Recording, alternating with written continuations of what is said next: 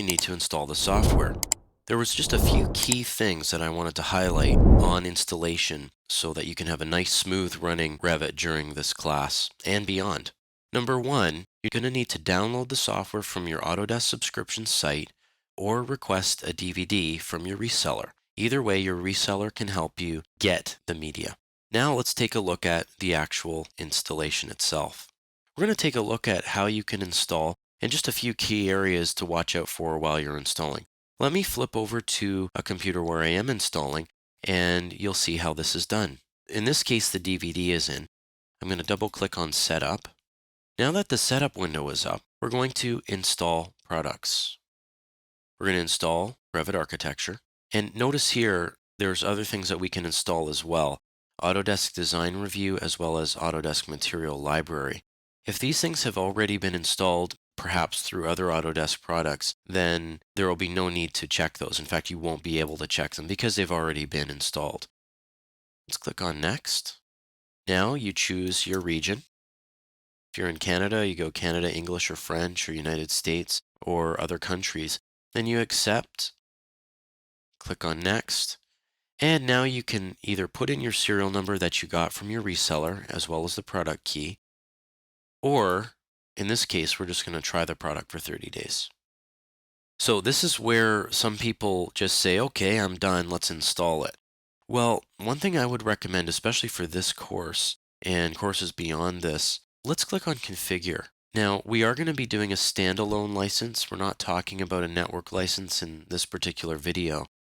Let's click on Next.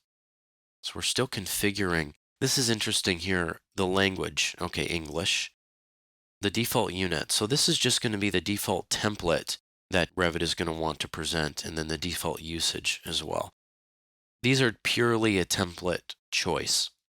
I'm going to click Next. This is really what I wanted to focus on, content. So under here, you look at this and you say, okay, well, family libraries and templates have been checked. Great. But if you expand them, you'll notice that not all of the family libraries have been chosen. And this is just a lot of content that, sure, maybe you don't need it all, but there's going to be little things in here that you will need and that you'll want. For instance, just because I picked metric doesn't mean I don't want North American imperial content, as well as the imperial templates. So this isn't often a question where people will install, they won't really look at this, and then they'll end up with just metric and no imperial content. And if you're in a country like Canada, both metric and imperial are used, and in other countries in the world, this can be the case. Of course, you're not forced to install this, but at least now you can see by expanding these, there's a choice. Let's go next. What it's doing right now is it's checking for a service pack. At this point, we could include a service pack. We could download that from Autodesk. If we wanted to do that option, we just click on it, hit download, and that would download it from the Autodesk website. We can also include one we've already downloaded, or we could not include a service pack altogether. At this point, you would hit Next, Configuration Complete, and then install the software. So really, just to review, the content is really what's important. Make sure you go to the content and install the full content pack.